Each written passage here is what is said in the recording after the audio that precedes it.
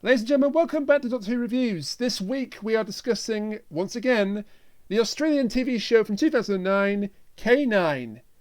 And to discuss it with me, my two usual co-hosts. Firstly, if he wrote a novel, it would be called Fall, the House of Mirrors. It's Freezing Inferno.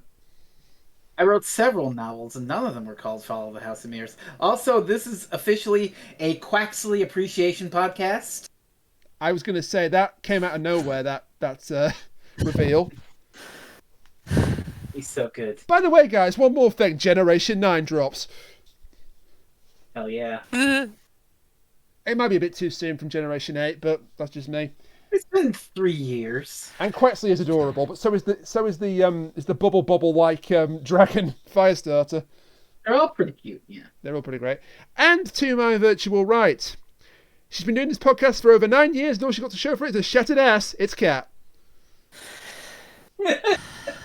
I didn't even get a T-shirt. I mean, the hell is this bullshit? No, you just shattered your coccyx instead.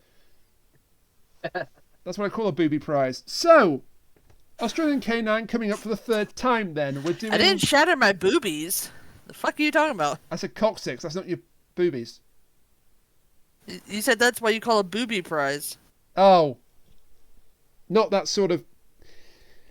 We're doing episode 7 to 10 this week. Moving on. Moving swiftly on. Episode 7 to 10 this week of Australian K9. But first, Jerry caught up with episodes 4 to 6. I've been spending the week watching this children's robot dog show.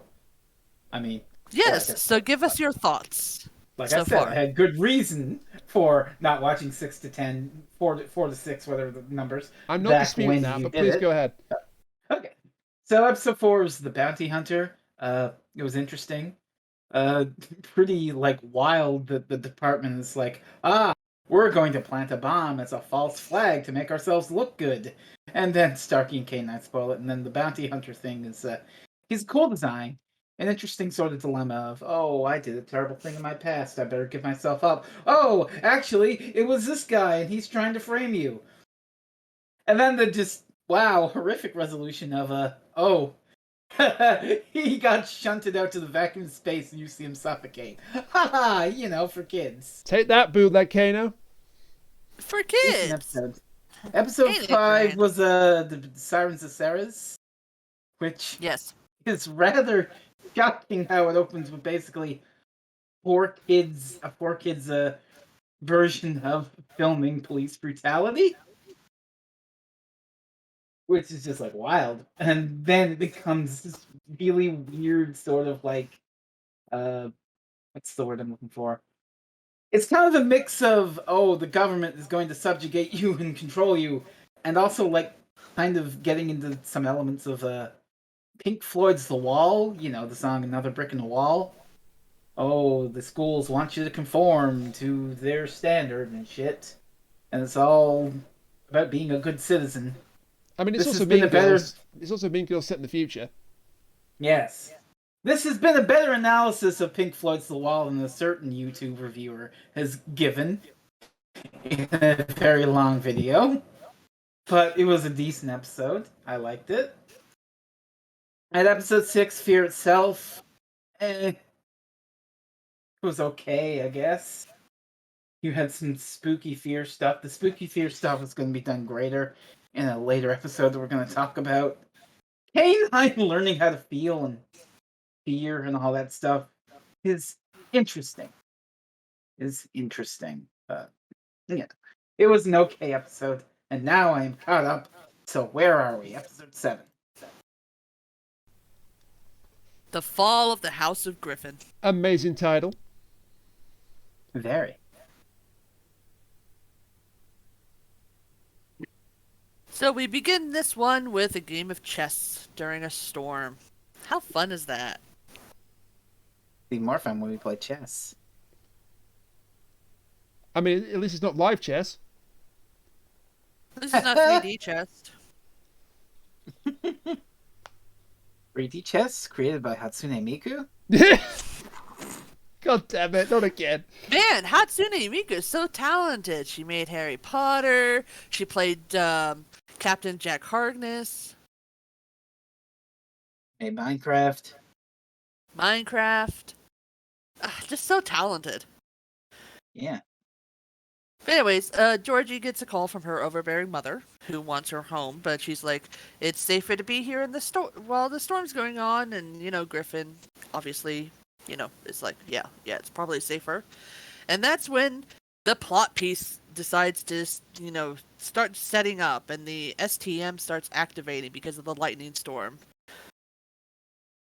And that's when we get ghosts! Yay! I was about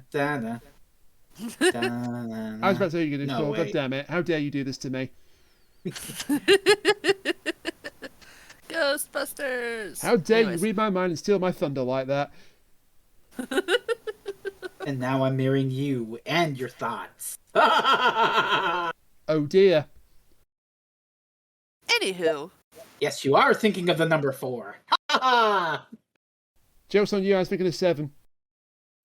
Anywho, while they're investigating a sound that happened upstairs, Starkey and, not Starkey and Georgie. It's Starkey sees a boy outside of his window, which is already really weird because he's like up on the 2nd or 3rd floor or something like that.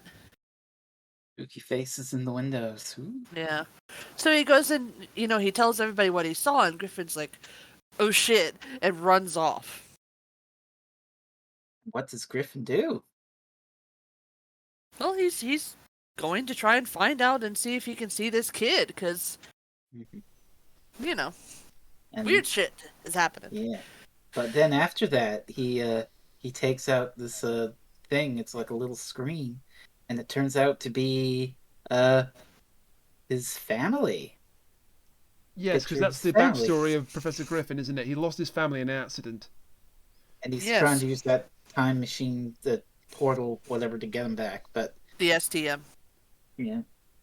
What I really love is the next scene with the kids, where they're up, like in, I guess it's Starkey's bedroom? I'm not sure. It's Starkey's room, yeah. Okay. And he's reading Edgar Allan Poe's The Raven. I mean, the title of the episode is another reference to Edgar Allan Poe. It's a reference to Fall of the House of Usher.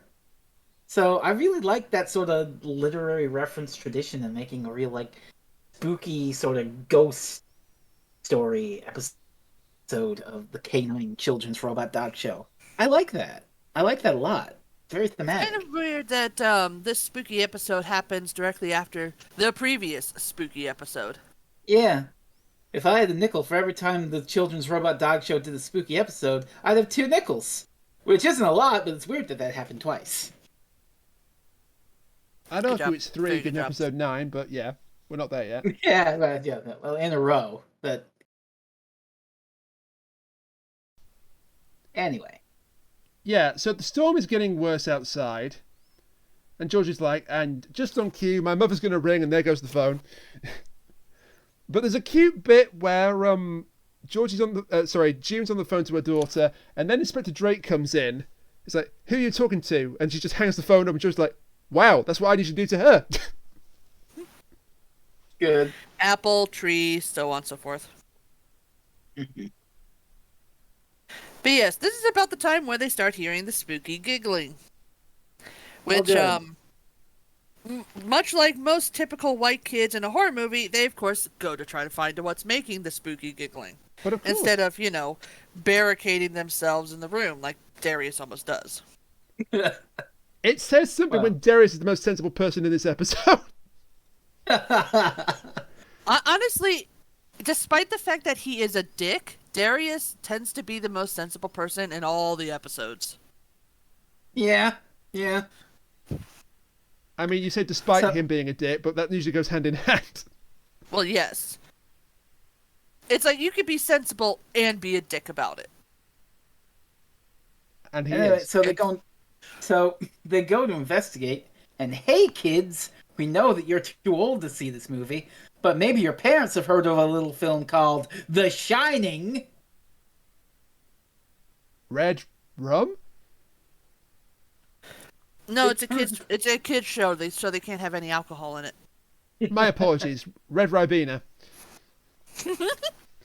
They turn a hallway and there's 2 creepy kids at the end of the hallway. It's straight out of The Shining. It's fantastic. And K9 reads no vital signs from either of them. What's the line? No, non-corporeal entities. Yes. Ghosts! And there's a bit where no. they're sort of disappearing and reappearing around the House of Gryffen, because that's the title. Yeah. And then we've kind of done it again, haven't we? Yeah, we have. Go ahead. So, there's a bit of technical jargon with like K9, like, why do you stay here, K9, when you could go, anywhere in the universe through the STM? And no, I stay where I'm needed. And then there's the boy again, runs away, and K9 still can't scan him. And then we cut to Darius and Georgie. And Darius reaches behind him and takes hold of someone's hand. And he says, "Oh, Georgie, your hand's tiny, it's freezing. Darius, you're not holding my hand." Why, it is kind of like a scene that happens 4 years later in the main show. But a little Doctor Who story called Hyde. It goes further, though, because then Darius pulls back his hand, looks at it, and it's been ectoplasmed. Oh my. He's been good. Although, knowing what I know about children, about that boy's age, there is 99% certainty that boy would have snot just all over his hands. Children are disgusting. Oh god. And then Vile, disgusting creatures. And then Darius is a dick to Starkey. Hey, in this spooky episode, let's give you a jump scare. Woo! Well, he's a dick to Georgie first, because he sneaks up behind her, and then he sneaks up behind Starkey in order to scare him on purpose. And K9 is actually getting annoyed because he keeps getting ignored by the children. But they find this recording of Professor Griffin's family. And lo and behold, the boy and the girl are in it. They are, of course, Griffin's 2 children. Oh my. And it's the last... And even when Darius finally sees the 2 quote-unquote ghosts, even he confirms that's Jacob and Mina. Yeah. He doesn't believe it, but he does recognise them. And he also recognises the 3rd voice on the recording. A female voice, an older voice. Eleanor. Yeah. Griffin's wife. Oh. And I'm just looking through my notes again. So firstly, K9 tells the kids to stop being afraid of lightning flashes, which is interesting. Interesting, yes. And then... Well, to be fair, K9 does say that the kids only exist on the visible light spectrum, so as far as he's aware, they're just light. Yeah. And then Starkey makes a mistake, thinking, well, they're ghosts.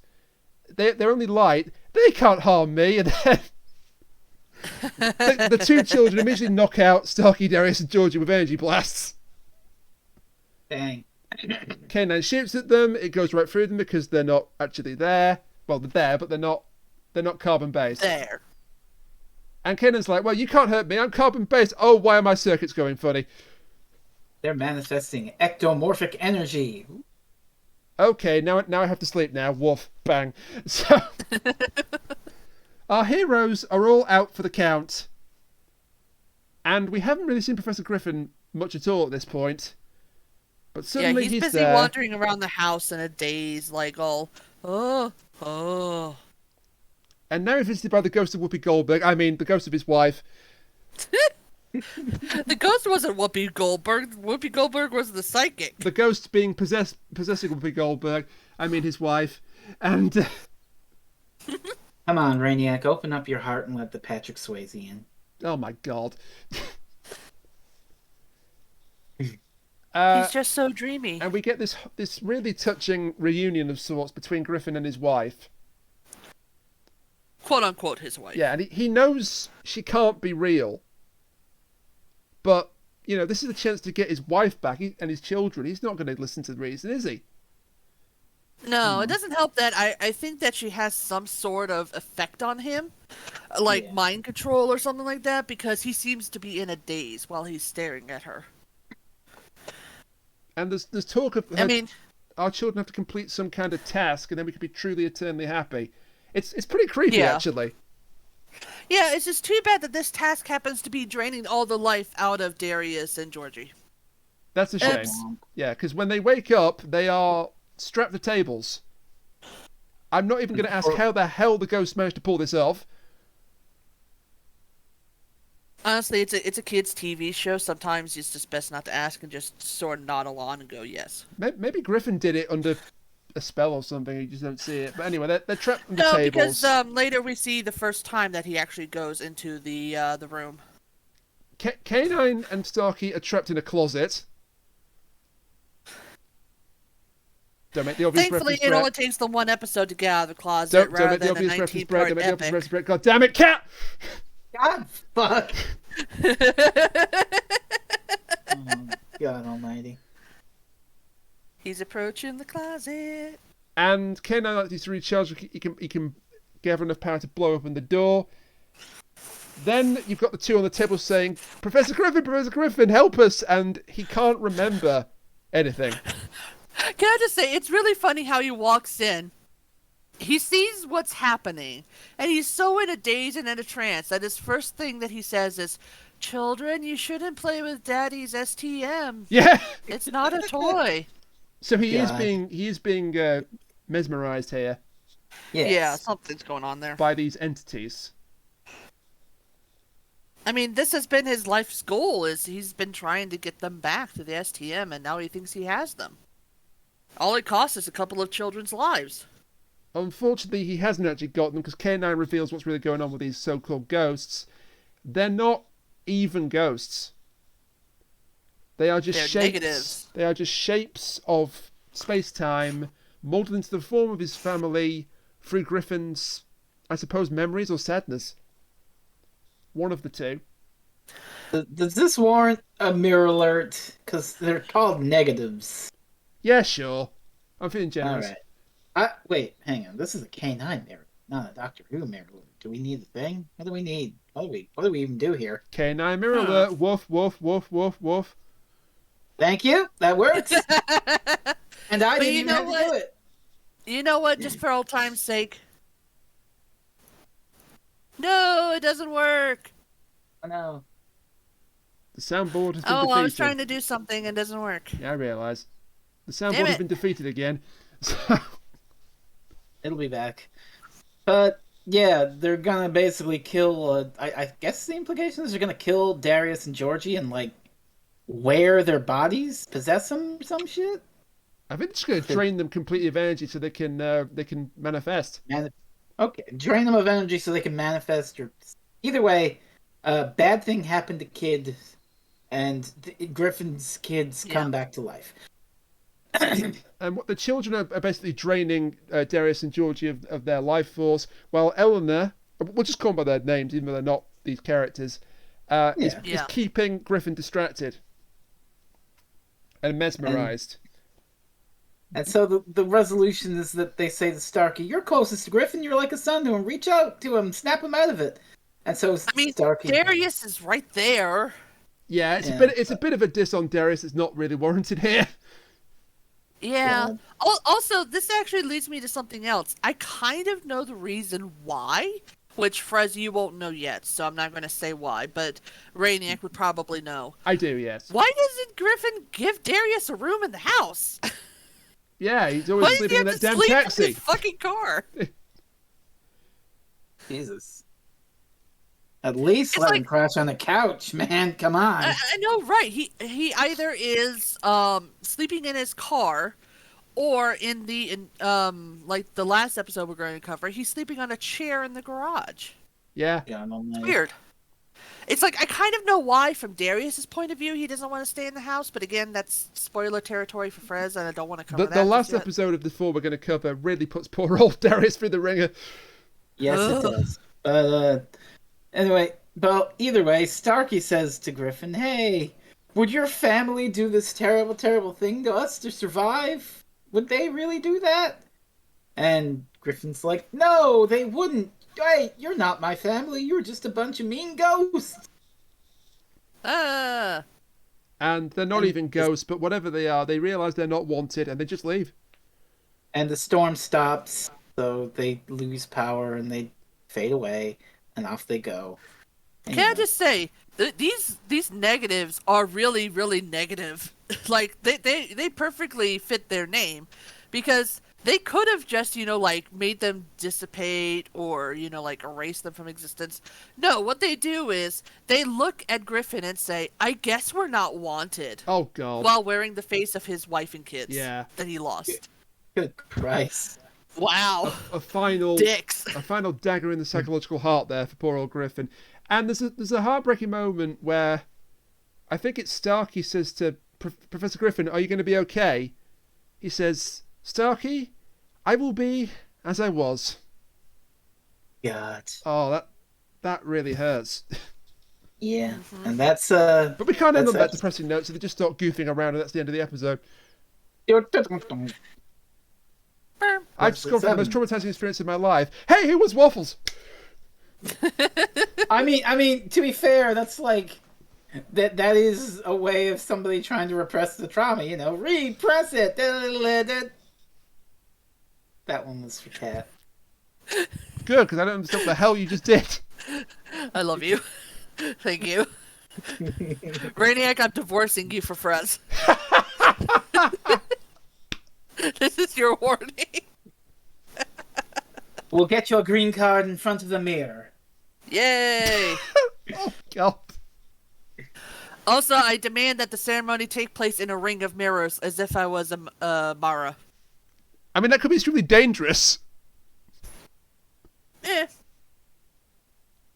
Prone to make me screaming. Eh. Speaking of mirrors, if then... only the soundboard was working. Yeah, the scream. I'm too tired to do the scream tonight, so...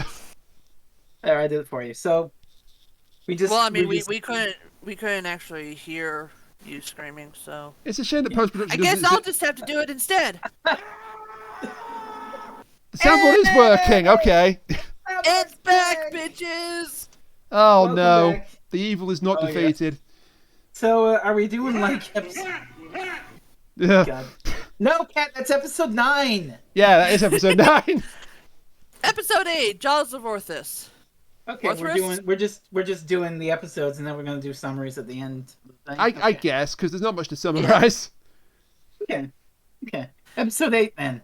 So, this is arguably the lightest, the most lighthearted of the 4 we've watched, which is saying something. Again, for kids. It's for kids. Hey. Then again, these are for Australian kids, and Australian kids do have to fight off spiders, snakes, and other things as they go to school every day. And do you remember that whole business in episode 5 where they were shutting down legal protests? Oh, look. They're shutting down legal protests. I mean, it does turn quote unquote unruly when they start throwing fruit at people, and that gets them arrested. By the way, correct me if I'm wrong. Isn't the Department of Microchips pretty much almost the same as, say, I don't know, Elon Musk's Neuralink thing? Oh, Jesus. Why did you bring this up? Hey, politics, man. I mean, yes. It is technically a Doctor Who spin-off, so. I mean, there's so much I could say, but we agreed we weren't going to cover real-world events this week, so let's continue. I mean, not those that, real-world events. Yeah, let's continue with that pledge. It's a good idea. So, yeah. Then after the protest, Drake gets shot by K9. K9 shows up and fucks up the rally, and he shoots Drake in the shoulder. Base. Oops. But June, George's mother June, who's also works for the department, as we previously covered, she's in the crowd for this, and she, to her credit, is a bit skeptical, which kind of continues her long-running series-long arc that she's got going, where she's nominally a villain working for the department, but she's not an unthinking villain. She does have a mind of her own, and she does question sometimes what's happening in regards to the department. As again, plus, obviously, she cares the most about her daughter, and her daughter is the number one thing. Yeah. She seems to respect Professor Gryffen as well, though. Yeah. But, they go over to the Griffin's place and, they're like showing them the footage and K9 says that he doesn't remember it. But a running theme throughout this whole series is that K9's memory banks were damaged when he, got through the STM/regenerator/whatever. So, honestly, it's hard to tell if he actually did it or not. Oh, I mean, on the other hand, it's like a children's robot dog show. Well, yes, but they still present a decent enough mystery, where even the kids would be like, "Oh no, K9." Yeah. I mean, I guess it's a decent enough mystery for the target audience, but I mean, for us, we're kind of like, I'm just gonna say it. It is fucking plain as dirt that this is a fucking frame-up job by Drake. It is. Well, to be fair, I think that this series was meant for tweens.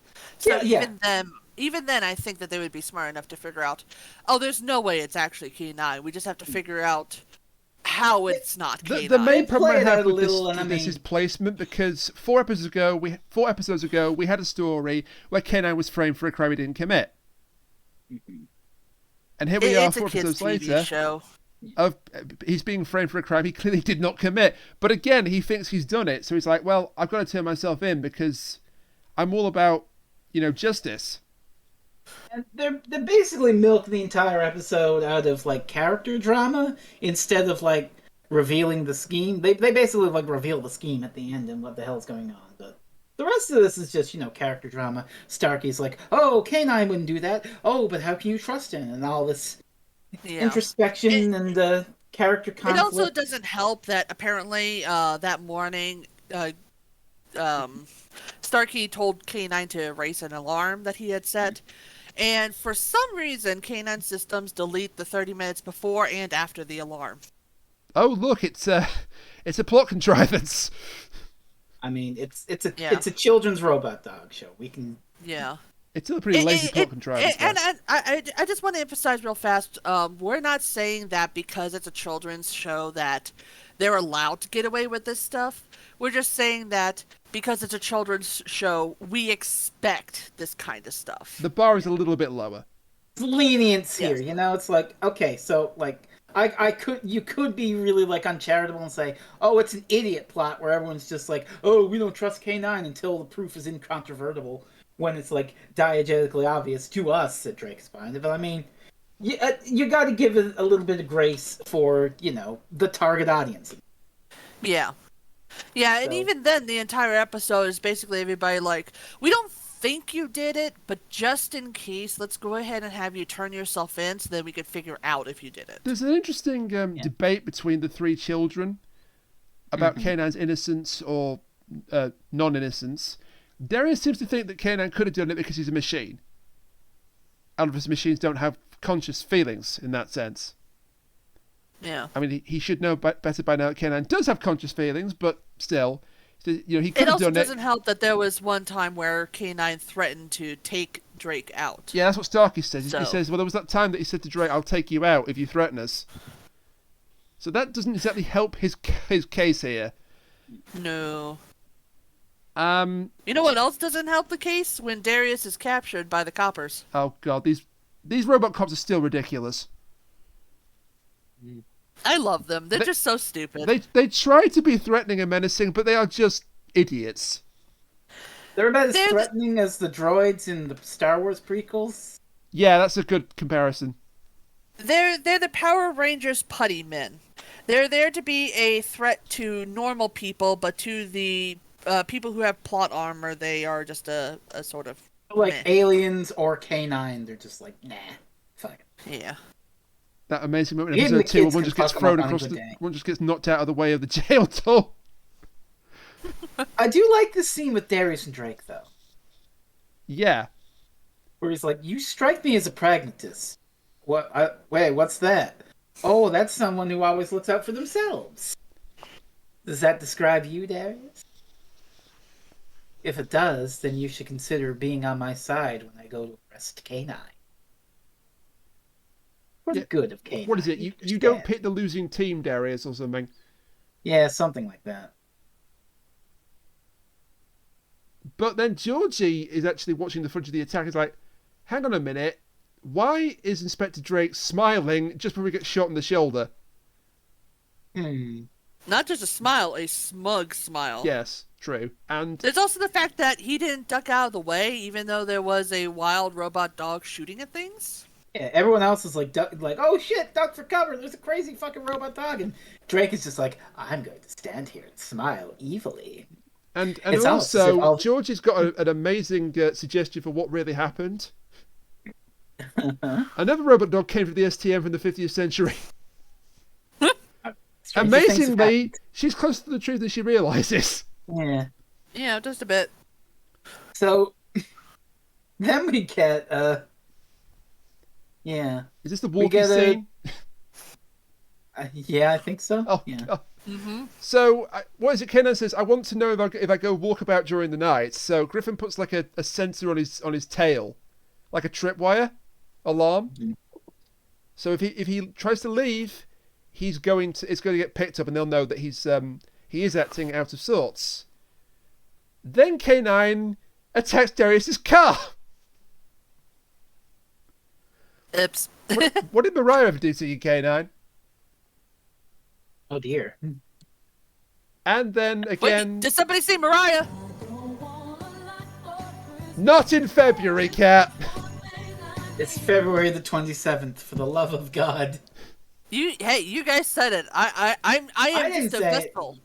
He said it. I am just a vessel. She comes of her own will.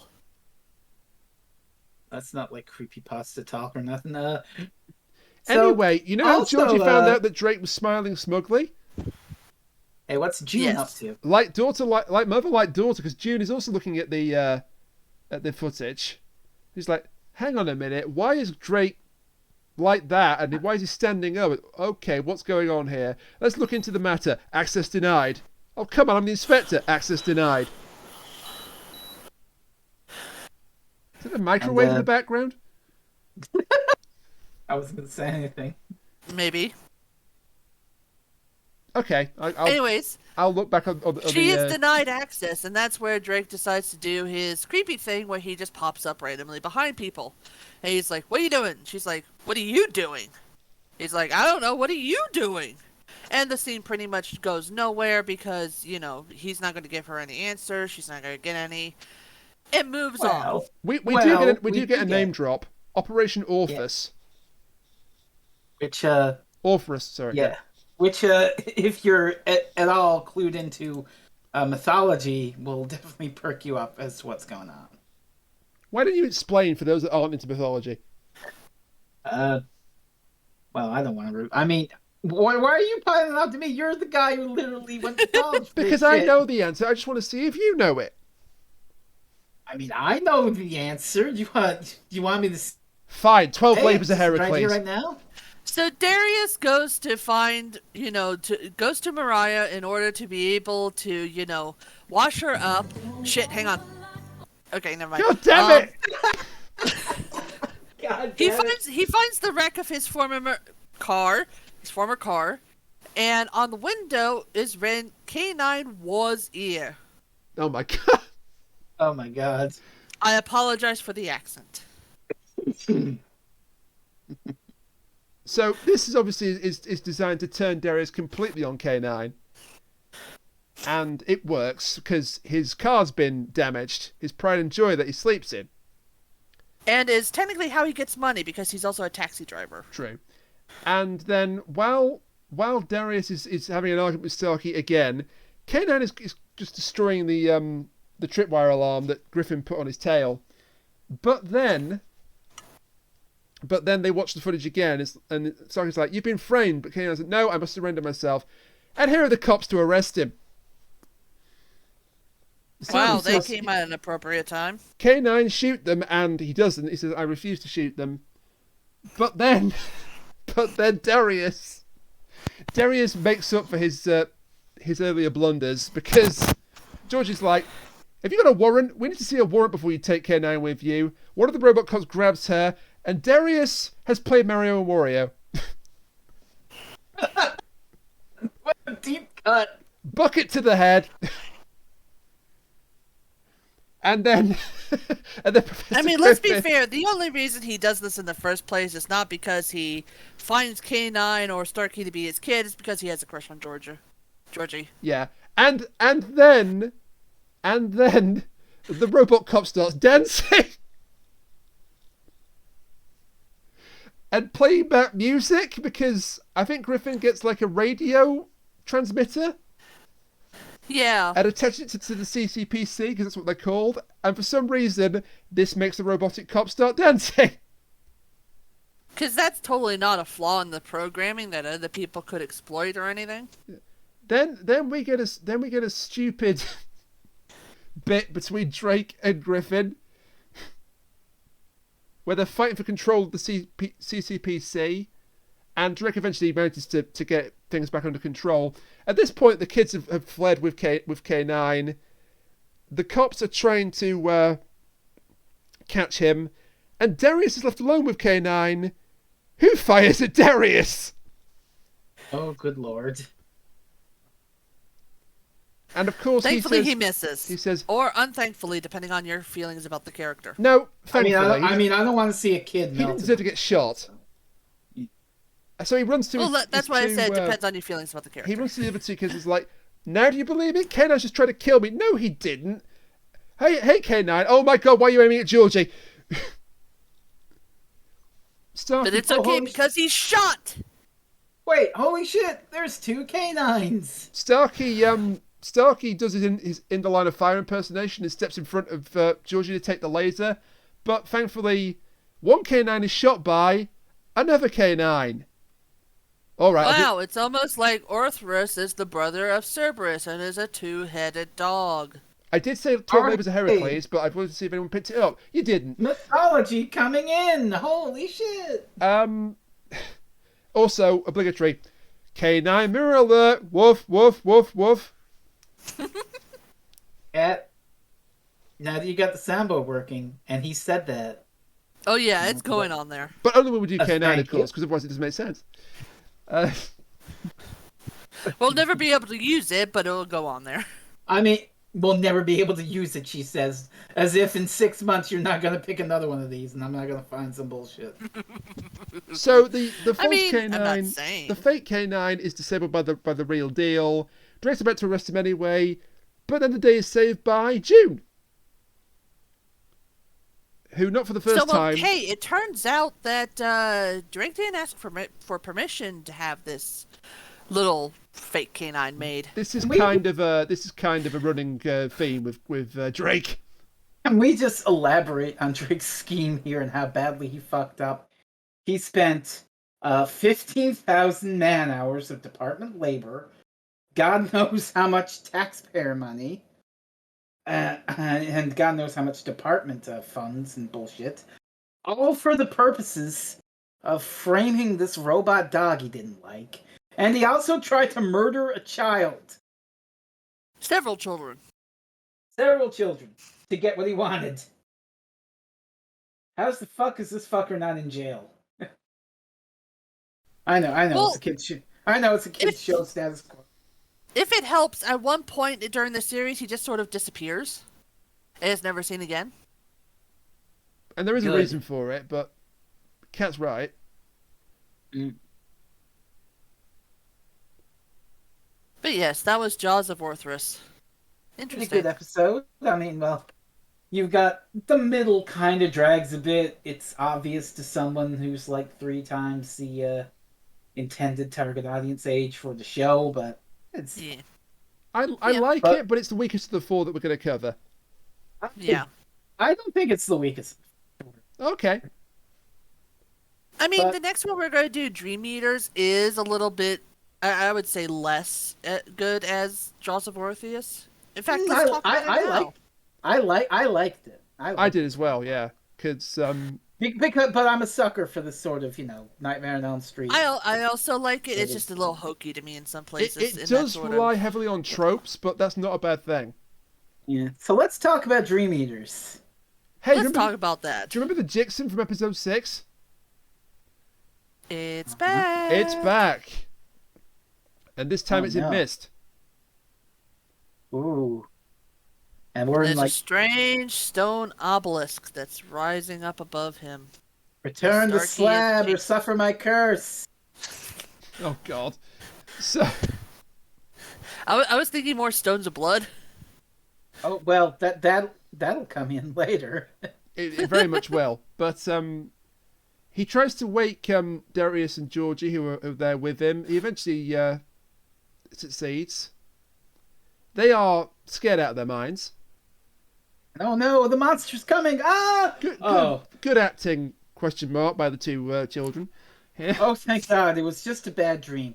Now let's get out of bed and... Ah! Yeah, he gets attacked by the Jixin again. And we sort of did it again because it's kind of like that bit in Listen, you know? Ooh, and grabbing him from under the bed. Yeah. And then K9... Sorry, K9 says, alien threat identified. Okay, get rid of it, K9. I'm not talking about the Jixin. Then he started identified Starkey. No! Oh, God! Ooh! Oh, what a terrible nightmare. Oh. Yeah. And he slept through to the afternoon. Yeah, very weird. But Starkey's not the only one having bad that... dreams. Because yeah. we then go to Gryffen. He had a bad dream too. Yeah. And I think I'm glad that they didn't show us the dream, but it's also kind of sad because he says the name Eleanor in his sleep. Yeah, it's got to be about his family, hasn't it? And he says Jacob and Mina too, so yeah. Yeah, it had to be about his family, but they didn't want to show that in a kids' show, and I can understand why. Yeah. Yeah. Well, you know what else we can show in a kids' show? Another fucking phobia. Because Darius is asleep in his car, which I will not name because a demon will emerge. And, it's okay, there are other demons there in the form of clowns. At least you got the timing right this time. This is the appropriate time to hit that button, as horrific as it is. I mean, there's never an appropriate time to hit that button, but it's the most appropriate time to hit the button. Can I just say the image of that pink clown crawling over Darius is still embedded in my mind as terrifying. Yeah, that's not good. That's not good at all. No. And he's like, he says the name of the car. Let me out. Next stop, the circus. No! Maria with an H. Let me out of here. Negative, Darius. And you know what, kids? You want to know a very wholesome lesson that you need to learn? Be like K9 and film your friends as they're having a horrible experience while they're sleeping. Jesus. For kids. Kids don't actually do that. Yeah, it's like, I'm not a big fan of Darius. He does get better as the series progresses, but also, what a dick move. Again, he didn't deserve this. No. I didn't like Darius in the first 2 episodes, and then the third one, he grew on me. So, yeah. So Georgie's back at home, but she's still asleep. But they wake her up. And basically the whole London is asleep and fucked up with bad dreams. So yeah, because Georgie has the dog whistle, Kenna's dog whistle, which he's recalibrated, and it woke her up. So we're talking, we're expositing, everything's going fine. We're trying to figure out what the fuck's going on. Griffin's face turns into a monster face. Wait, that's not. That's a moment. That sure is a moment. Yeah. Because guess what? Starkey was asleep again. I will say another really interesting moment is when they have that. You remember Gremlins and Gremlins 2, where they had that one girl who turns towards the camera and starts telling this horrible story. I think in Gremlins 1 it was about her father getting stuck in a Santa costume in the chimney and dying. Yes. He has his own moment like that where he starts talking about why he's afraid of clowns. Yeah. Darius, poor guy. Yeah. Well, also Georgie sort of trolls Darius without meaning to by calling the group clowns. Darius is like, why would you say that? No. I've seen that too many times. So the solution to the fact that there are apparently sleep-inducing waves emanating throughout London, putting everyone to sleep, is tinfoil hats. Oh my god. Can we just talk about Georgie's fucking tinfoil highlight? Yes. She's talking into her wrist communicator to the guys saying, is everybody really asleep? Because I do not want people to see me looking this ridiculous. And it's like, honey, if you just made a tinfoil hat, you would look less ridiculous. True. But so she can't follows her. They can't contact her mother either. That's another important thing we've glossed over. Yeah. Yeah, pretty much everybody is asleep except for these kids. I think it's and Gryffen tries to phone her, not Georgie, directly. Yeah. And she's not picking up. No one's picking up. The streets are empty. What the hell is going on here? Well, the streets aren't empty. They're just quiet. Yes. There's Because sleepy people. Georgie is going back to the mansion and she sees these people just sleeping on the street. Unfortunately, she's not alone because she's brought an intruder with her. And this isn't a dream. This is a real thing that starts pounding on the door at Gryffen's. The Bodak. Ooh. Cool name. Which, I don't know if that's... Which, since you mentioned Stones of Blood, looks remarkably like the disguise that What's-Her-Face from Stones of Blood had. Vivian, is it? Yeah. I mean, put him on the screen. Okay. Bodak, Heliac. Also, I can actually say that Bodak does mean something. It's a trickster or boogeyman figure in Gaelic folklore and mythology. It did sound really Irish, so yeah, that makes sense. More mythology, okay. I wonder if that's kind of the same root as the word boggart. Maybe. It does say that it may be the the Bodak may be the father to banshees. Okay. But it doesn't say anything else about that. So we can learn about this Bodak, and apparently human thoughts are energy to it, and dreams are powerful, but nightmares are stronger than dreams. So Bodak is feeding off of nightmares. And they're looking in this book, whatever, Bodak stuff, and then they see this idol, which is a lot like the idol in that they see in their dream, the stone obelisk. And Gryffen's like, oh, hey, I remember now. And he goes to the shelf, he pulls out an old box that he hasn't opened, and inside is a crystalline eye, which is the missing eyepiece of the idol. And this is what made the Bodak go apeshit. Yeah, that's also what's putting everyone to sleep. Inducing mass wild. sleep on a huge scale. But that's not its only trick. Oh no, it's got a few more tricks up its sleeve. Rise, my servants, rise! So Why, I can see what's why going is the on. Bodak talking like he's that one Southern guy from Yu-Gi-Oh?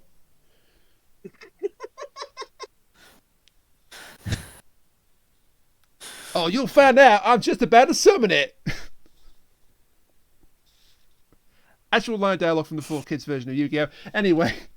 I'm not surprised. I mean, I probably should be, but I'm very much not surprised. Hey, Kat, how are those Medolces coming? Oh, I've already got a deck made up. Goody. I And I just have need to, been dueling online. fight one person. I can confirm I have been dueling online in the recent XYZ event. I know it's XYZ, but I'm British. XYZ Hey, event. Hey, Rain, how's that not Blue Eyes deck coming? It's coming along. Good. I kind of hate Blue Eyes now because it keeps beating me. See, I fucking told you. It is a cheap shot. Anybody out there who uses a Blue Eyes deck, stop. You want to play the game, play the fucking game. Don't just automatically put a whole bunch of fucking cards together that'll automatically make you win. Actually put in some fucking thought to your deck. Try out something new. Try something weird. Just go have fun with it. Hey, you. It's not Yes, meant to you. be I just see a you win, there win, putting. win. I see you there putting Fucking Blue Eyes deck Twin Burst consistent. Dragon in your deck. Stop it. Stop it now. Play a fucking deck consisting entirely of cards with the word mirror in their name. Also, if you still play Duel Links, stop playing damn Harpy and Mandate Warrior decks. It's boring. Anyway, can Seriously. we All I talk ever about, fight nowadays are fucking Magician decks or Blue Eyes decks. Get some originality. And Eldritch players, I don't even have the time to talk about you. That concludes the Yu-Gi-Oh! Nerd section of the podcast, so now... Anyway, let's talk about zombies. Anyways. And kids. Yeah, Zombies. something much more wholesome, like sleepwalking zombies. It's like, they want to do a zombie episode, but it's a kid's show, so you can't have fucking rotting corpse. So, next best thing, sleepwalking. I mean, like they even have it, a zombie will go, like moaning, but instead these guys are just like, they're yawning. Yeah. And they have some of them snoring too. It's really funny. It's a great touch. I love it. It's a nice touch, yeah. It's a good thing that K9 is a robot and can't fall asleep. Wait, what's that weird snoring sound? Oh no. Yeah. So Gryffen is going into the dream world to study the obelisk to see what's going on, but K9 also passes out, and oh my god! Also, the goddamn alarm clock scene. Okay, this is fucked up. Okay, we got to talk about some shit here. So there's sleepy zombies trying to break their way into Gryffen's house. So Starkey and Georgie are barricading the front door. Meanwhile, Darius is like, "Oh, I'm sleepy," and he just wanders off. Yeah, we should probably mention. We should probably mention that in a previous scene, when Georgie was first coming. Obviously, Darius has this crush on Georgie, and he did not want to be seen in a tinfoil hat in front of her. So, for some reason, instead of thinking about his safety or other safety, he takes off the tinfoil hat. Dummy. And leaves it off. But in the dream, perhaps the greatest fucking subtle joke happens. Where K9 enters the dream world, and immediately in front of him is a sheep. Oh god, yes. This motherfucking robot dog is literally dreaming of electric sheep. I have to applaud them for that. That's brilliant. God damn it, They did not have to include that, because that will go over 99% of most kids' heads. I mean, look at like Sesame Street. Half of what Sesame Street does completely goes over a 4-year-old's head.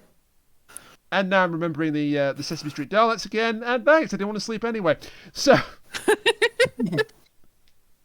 Gryffen is examining the obelisk and is like, "Oh, it's in the middle, but it's missing an eye. If you put the other eye in, it'll make it so powerful that it'll put the entire world to sleep." Oh no! And they'll never wake up. Well, it's a good thing that the Georgie and Starkey are barricading the door from the sleepy zombies. Oh no, Darius, what are you doing while yawning? What he's doing is sabotaging the plan, because he just takes the eye straight away. Oh, he's obviously under the control of the Bodak. Yeah. Like, well, he also opens the back door so that the Bodak and everybody else... He opens the back door and takes the eye just as Gryffen wakes up, and he's like, oh, what happened? Oh, shit! We're going full 28 days later here. No, I'm not even apologizing for that. So... You shouldn't. There's a great twist coming up where Starkey and George are like, there! Do it, and Gryffen comes in. Did you think about barricading the back door? Oh. Why did we hear yawning? Oh god. So K9 is back to normal now, and the Bodak has arrived. And Darius has got the eye, and he hands it off to the Bodak. But then K9 flies past and does he hit the mask of the Bodak? Yes. And the mask falls off. It's June. Who's me, asleep? Austin! It was me! All along, Austin! Oh, son of a bitch. What? Well, that doesn't really count because June is very much asleep here.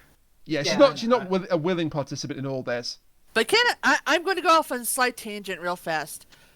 Where did she get the costume? Did she make the costume? Did the Bodak make her make the costume? Well, the Bodak hasn't got with the costume? The Bodak hasn't got a physical form, as Gryffen found out in the dream world. Exactly. So what's up with the costume? Maybe this is how the Bodak wants to look. It looks really cool. I have no idea. But June is the Bodak's... yeah, it does look really cool. June is the Bodak's avatar. And she actually can fight pretty well because she uses the eye to attack K9. Limited power! She then leaves to go and put the eye in the obelisk, and all the sleepwalkers just fall asleep immediately, including Darius, I believe. Yeah. Oh. He's out of it for the time being.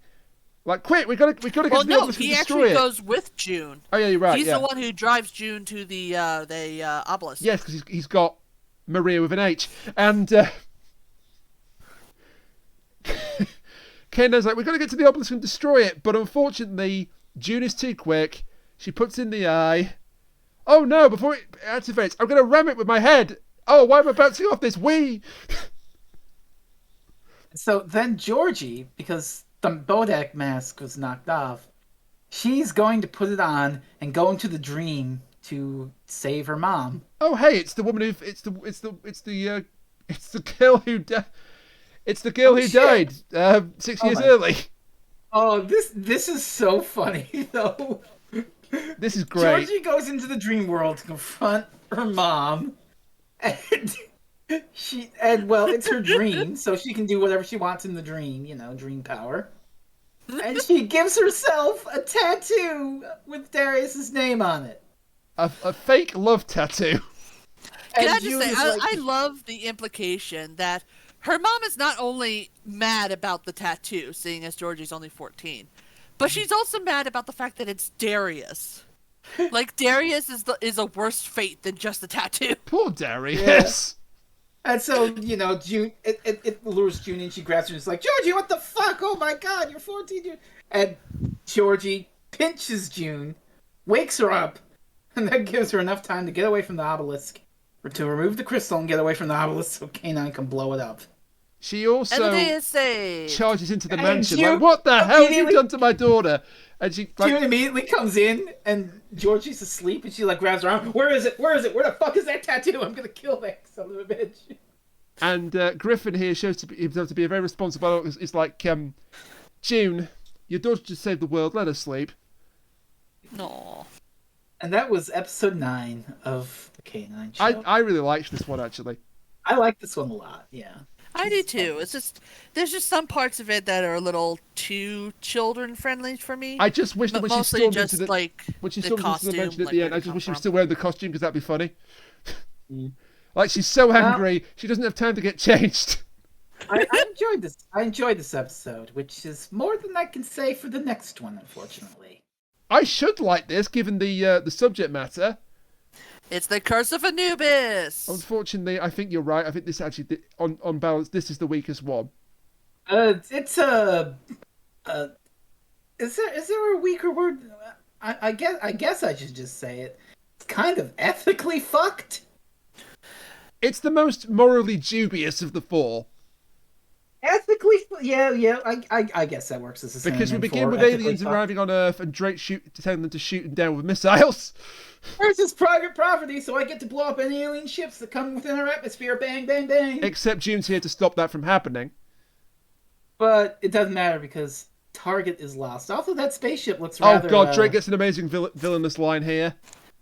Because June's like, Yeah. what are you doing? We haven't analysed this yet. Don't shoot it down with a missile, you idiot. It says, what if they come in peace? Then they leave in pieces. Whoa! God almighty. I also like how the pyramid-shaped ship is also immediately right above the northern part of Africa, aka Egypt. That's some subtle framing for you, huh? For kids. So the ship has gone off the radar, and it's okay because apparently it burned up in the atmosphere. Then you've got K9, Starkey and Georgie are out doing a bit of stargazing. Is it Georgie that spots the shooting star first? Well, Starkey is the one that we see first. Yeah, Starkey spots But they it don't first. they don't point out the shooting star, Yeah. essentially. And they're clearly having too much fun because here are the fun police. There's too much happiness going on here. Stop this. Yeah. I do like how the coppers, when they come over, they stomp all over a keep off the grass sign. Yeah. Oh, what's all this then?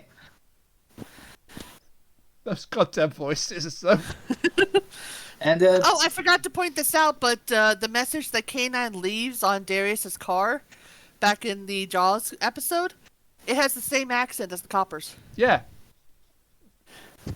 K9 has the So same it's voice easy as to the see coppers, what but AI he It's is. the same technology, yeah.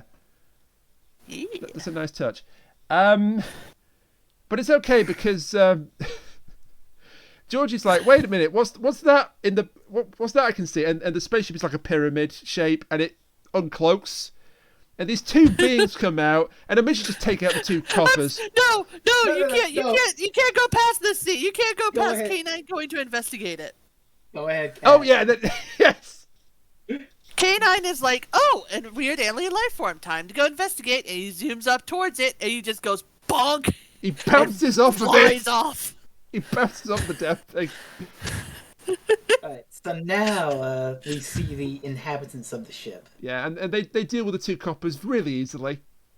So they're basically, they're called Anubians, and I mean, they're obviously meant to evoke Anubis, the jackal Yeah. god of I Egyptian mean, they absolutely mythology. are, yes. And when they see K9, they're like, the almighty K9, the great liberator, we bow to you, we're not worthy. And then K9 starts singing, "Hoorah, and up she rises, hoorah, and up she rises." You won't get that, but I don't care. What the? Isn't it way, hey, and up she rises? No, there's an Egyptian god called Ra. Oh my god. Okay. I will say the aliens, the Anubians, look great for a kids they show. look great. Really good Oh, yeah, design they look here. pretty good. They've got the ancient Egyptian aesthetic. I mean, I do wear an ankh around my neck every day, so I kind of vibe with this. Okay. Yeah, aesthetically, you're fine, but Aesthetically is fine. Morally, yeah. Okay, but so they head back to Griffin's place, and Darius is a dick. Yeah, Darius is a dick, and he really pisses off the Anubians. So like, don't you fucking shit talk our god. And so they tell some lore about how K9 long ago, like the original boxy K9 that we know and love from Doctor Who, I guess in between, like this is last memory bullshit. If I remember correctly, it's supposed to be K9 Mark 1. Yeah. And that's what this whole thing is based off of. This is K9 Mark 1 who comes here and is like destroyed and then regenerates into the show's K9. Because copyright reasons. Copyright. What a bitch. And what's the name of these two aliens? It's Nekata, is it? Nehetka and Geb. And Geb. I am so sorry if I'm mispronouncing those. I think you're right about Geb. I'm not sure about Nehetka, but that's what's written in my notes, so we'll go with that. They tell some lore about how K9 liberated them from their oppressors, and so over the generations, K9 has been deified by the Anubians. And Darius I like how their oppressors, the Hudots, I think they were called, just basically look like giant pugs. Yeah. But Darius keeps insulting, keeps shit talking K9. It's like, oh wow, a boxy robot. Wow, look at him. He looks silly. And they're like, how dare you shit talk our god like this? Gryffen, kick him out the house. So Gryffen kicks him out the house. Well, that's later. It's later. No, I think he says. It's like Gryffen right now. It's like we have guests in the house. If you can't be civil, then perhaps it's best that you leave. Okay. But interestingly, the Starkey's like, okay, what happened after K9 left? We don't want to talk about that right now. Maybe later. And so later on, they approach Gryffen and they're like, oh, hey, Gryffen, we heard that you work with the department. The department, apparently they're the enemies of K9. So we'd like to talk to you about that.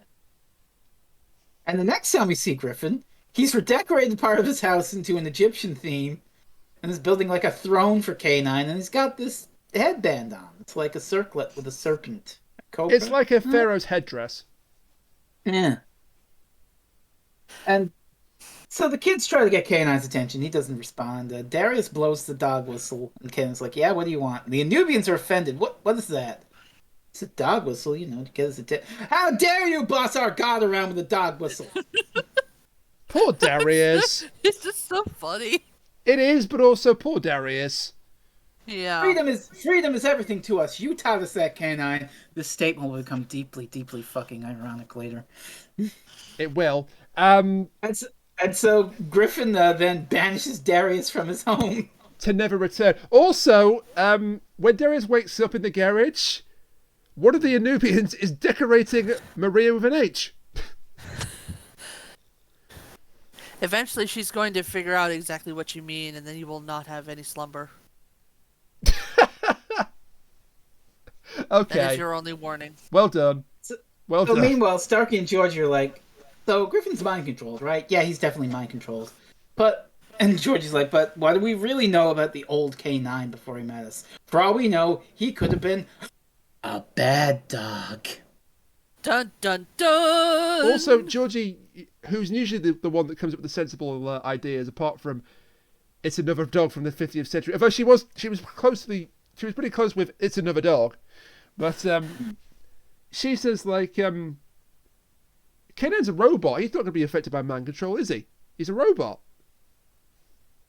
Oh, it's not exactly mind control, now is it? No, it's a control of a kind. It's mind distraction. While we're here, I'm going to say one thing that I have a problem with the show. So, obviously this is a kids show. Obviously they want to have some tension to some of the episodes. I really hate that most of the tension seems to be K9 is mysteriously out of order.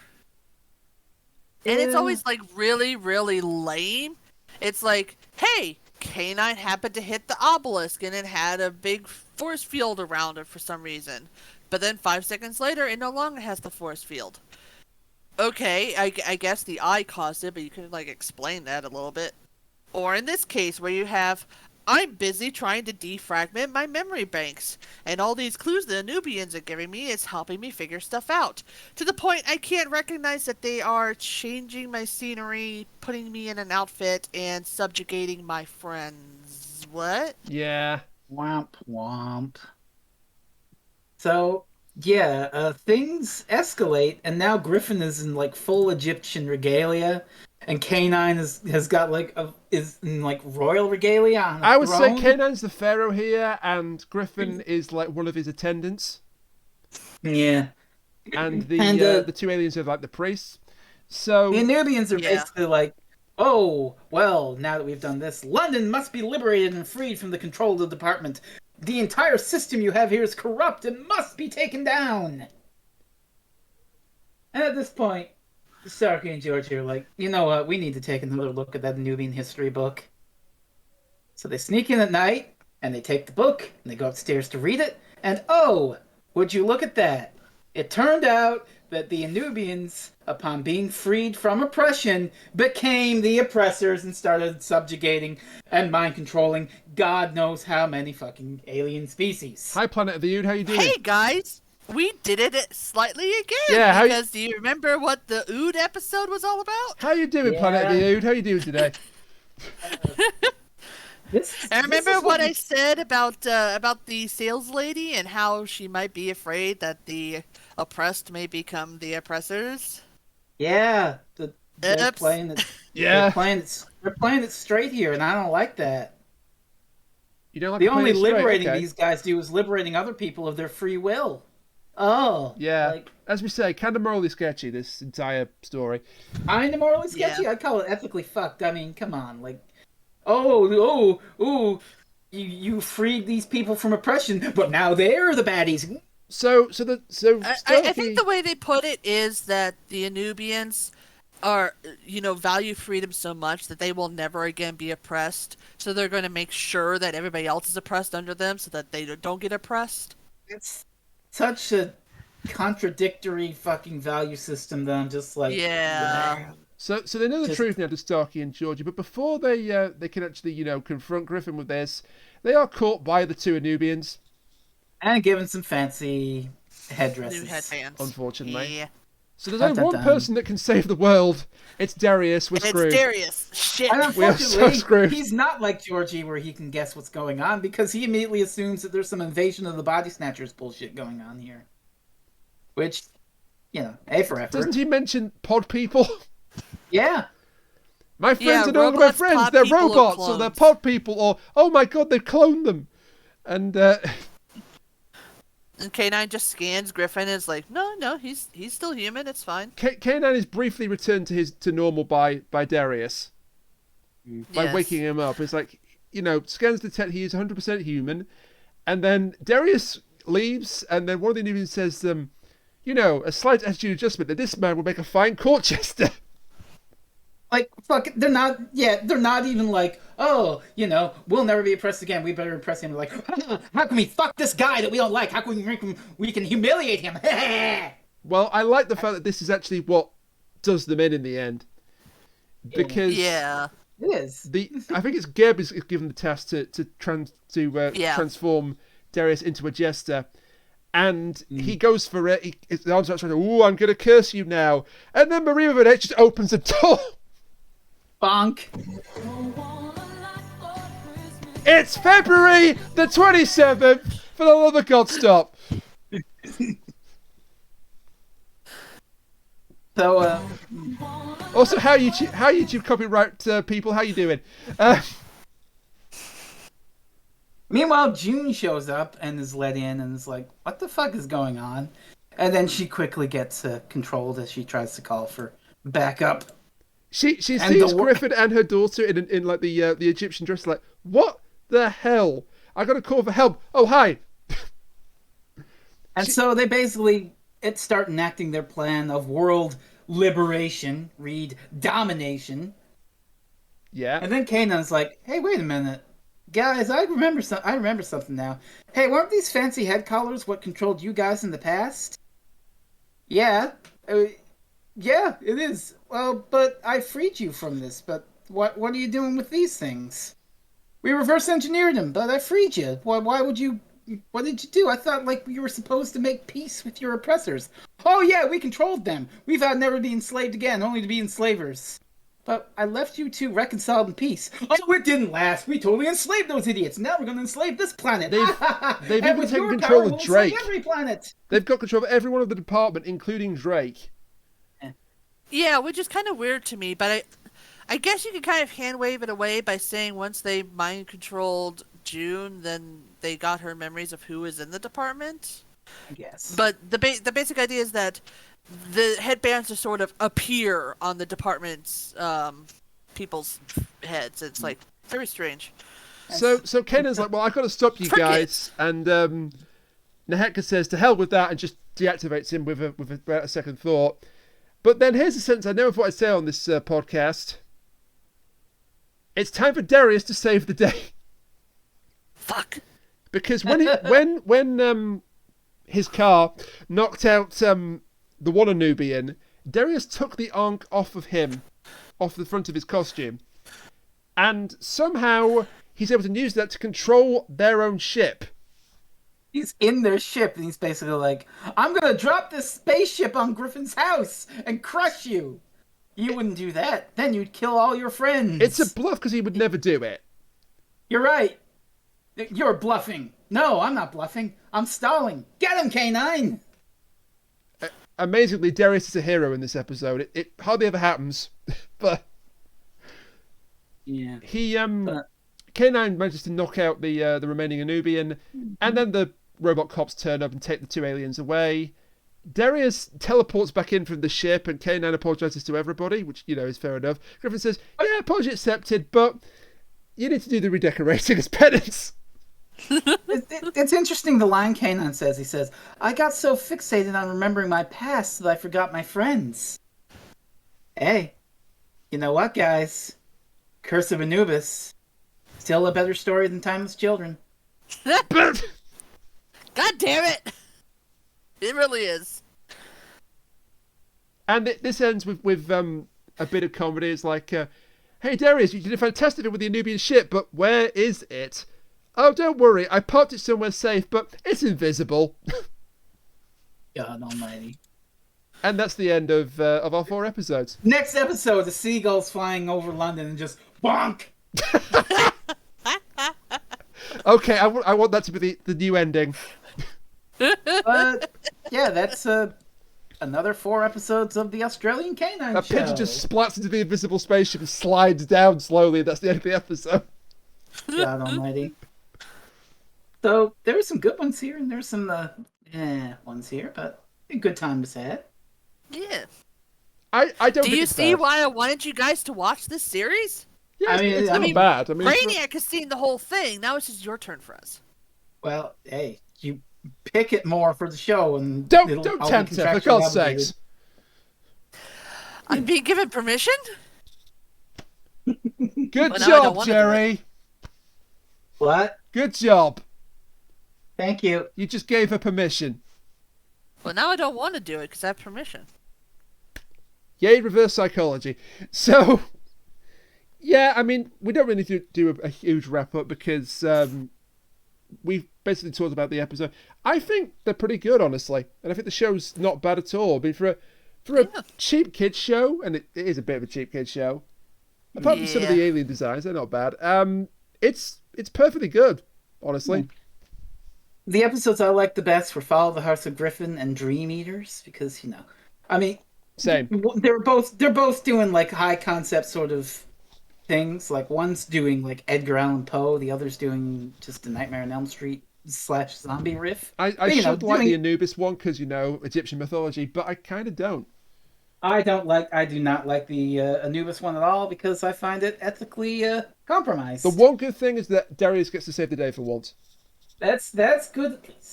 And then Jaws of Orthrus is a neat thing, you know. I like the play with the name, the Greek mythology name. One good K9, one evil K9. It's a trope, but it's good.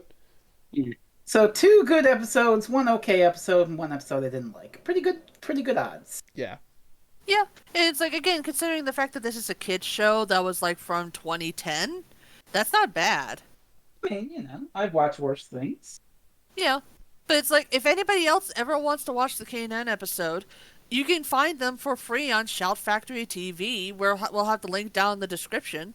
It's actually a pretty damn good show, and there's some episodes coming up, like Black Hunger, or The Custodians, Taffany and the Time Loop. Plus, the entire ending is a 5-part epic. Oh god, the ending is pretty amazing, actually. That would be fun to get to on the podcast. It goes places you would not expect a kid's show to go. I mean, the first episode I watched this week ended with a man suffocating in the vacuum of space. Oh, it's a bit more than that. Oh, boy. Yeah. And it's like, honestly, I kind of wish that we had gone to the next episode, Ouroboros, how do you pronounce it? Just because there's a giant snake in it. Hey, Mara, Mara, Mara. What a shame that we've done the 2 Mara episodes already.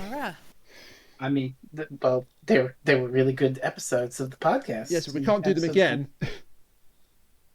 No. But what can we do next week, Rainiac? Well, I thought long and hard about this one. Colin Baker. In the end, I decided to go for Colin Baker. Yes! Well, you might not be guessing just about 15 seconds. He picked because the bad one! He picked the bad one! There is only one Colin Baker I've never seen before. Uh-oh. We've got 3 left, haven't we? Yes, we've got one that we've already covered on the old reviews. We need to do again. It's not that. I know it's not that, because that's a good Colin Baker. And it's not the one that was the first ever episode of Doctor Who I ever saw. Instead, next time on Doctor Who reviews, I apologise in advance, as Colin Baker stars in Time Lash. Let's just take a look at that Doctor Who reviews poll just to see where this lies. I'm gonna guess it's pretty low. Oh, would you look at that?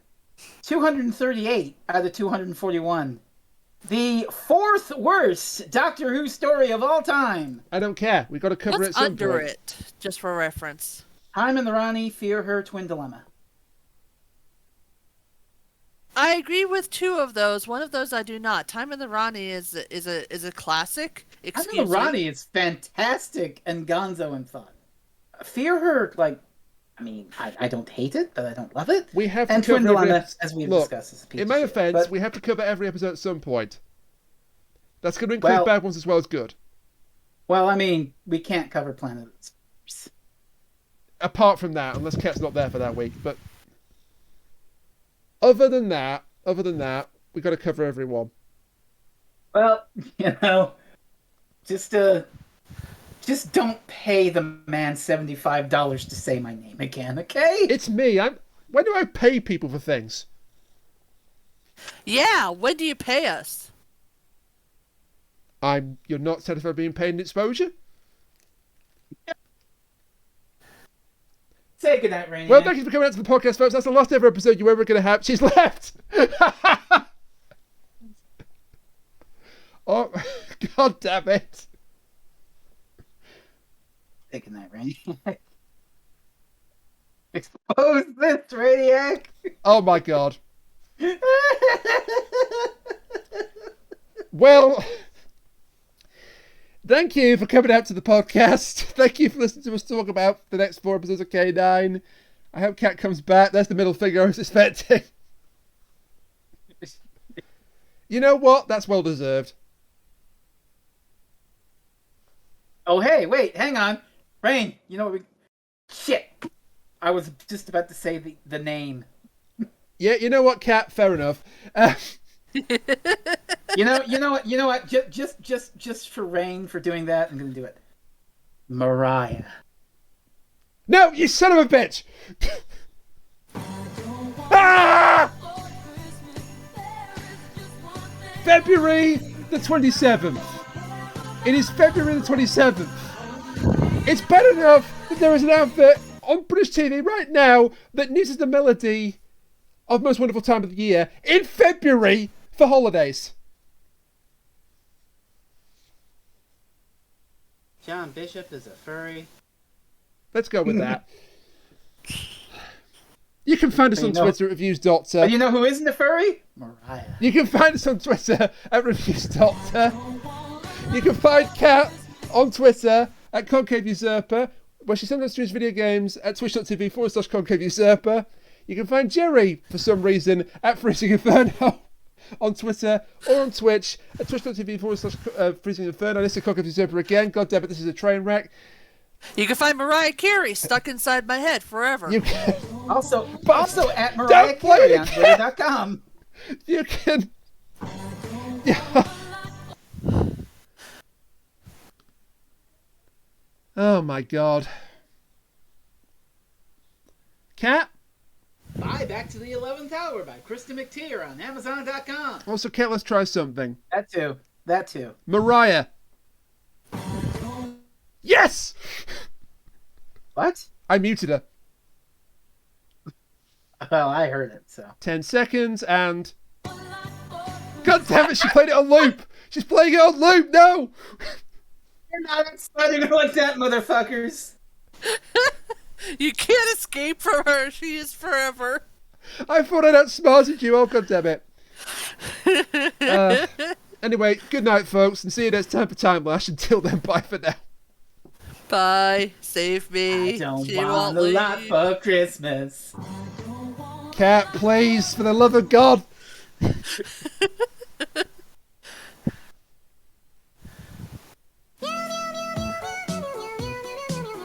I quit.